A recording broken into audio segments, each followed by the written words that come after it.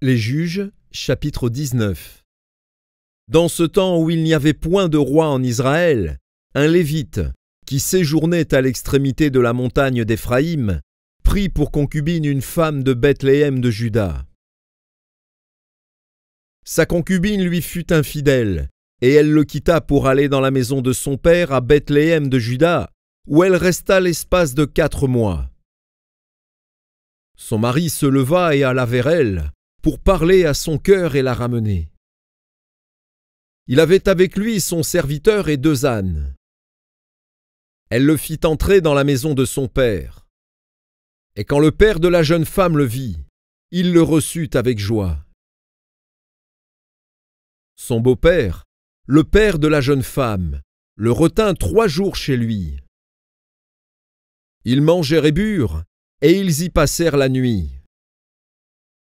Le 4e jour, ils se levèrent de bon matin, et le Lévite se disposait à partir. Mais le père de la jeune femme dit à son gendre, « Prends un morceau de pain pour fortifier ton cœur. Vous partirez ensuite. » Et ils s'assirent et ils mangèrent et burent eux 2 ensemble.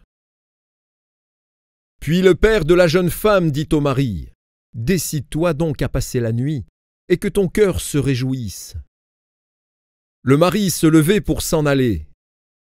Mais, sur les instances de son beau-père, il passa encore la nuit. Le 5e jour, il se leva de bon matin pour partir. Alors le père de la jeune femme dit, « Fortifie ton cœur, je te prie, et restez jusqu'au déclin du jour. » Et ils mangèrent 2.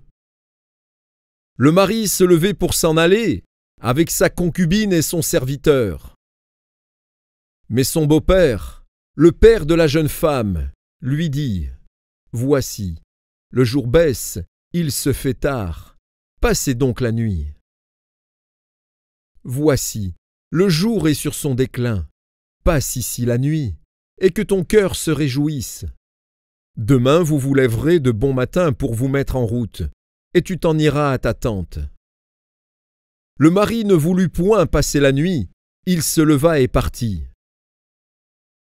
Il arriva jusque devant Jébus, qui est Jérusalem, avec les 2 ânes bâtés et avec sa concubine.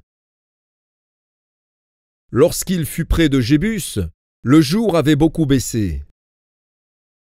Le serviteur dit alors à son maître, « Allons, dirigeons-nous vers cette ville des Jébusiens, et nous y passerons la nuit. » Son maître lui répondit, « Nous n'entrerons pas dans une ville d'étrangers, où il n'y a point d'enfants d'Israël, nous irons jusqu'à Gibéa. » Il dit encore à son serviteur, « Allons, approchons-nous de l'un de ces lieux, Gibéa ou Rama, et nous y passerons la nuit. » Ils continuèrent à marcher, et le soleil se coucha quand ils furent près de Gibéa, qui appartient à Benjamin.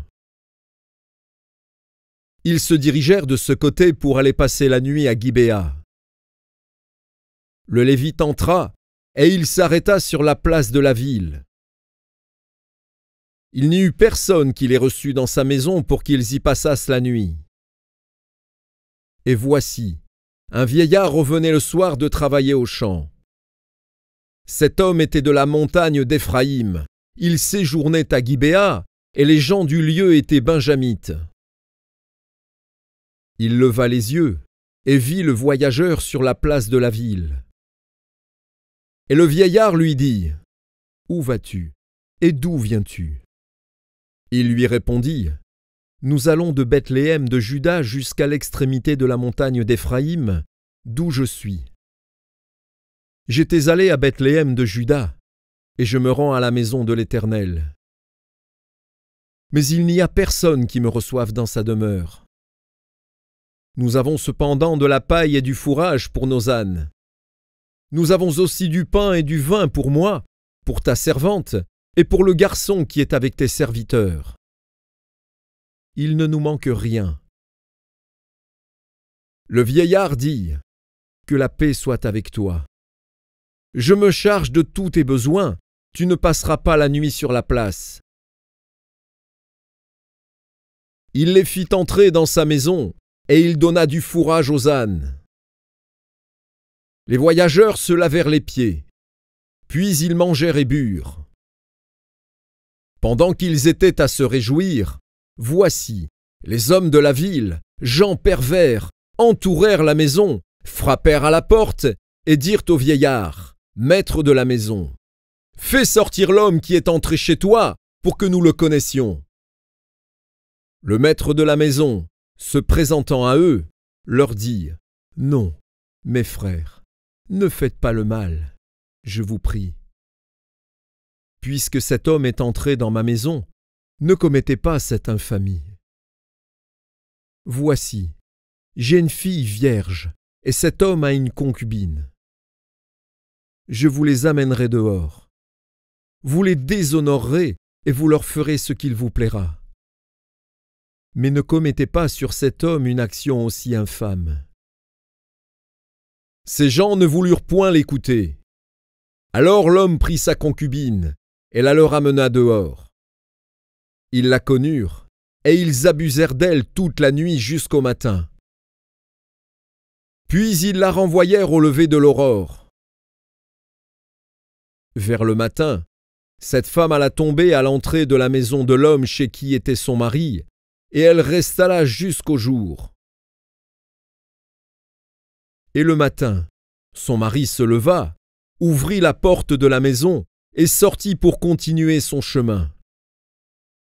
Mais voici, la femme, sa concubine, était étendue à l'entrée de la maison, les mains sur le seuil. Il lui dit, « Lève-toi et allons-nous-en. » Elle ne répondit pas. Alors le mari la mit sur un âne et partit pour aller dans sa demeure. Arrivé chez lui, il prit un couteau, saisit sa concubine et la coupa membre par membre en 12 morceaux qu'il envoya dans tout le territoire d'Israël. Tous ceux qui virent cela dirent, « Jamais rien de pareil n'est arrivé et ne s'est vu depuis que les enfants d'Israël sont montés du pays d'Égypte jusqu'à ce jour. » Prenez la chose à cœur, consultez-vous et parlez.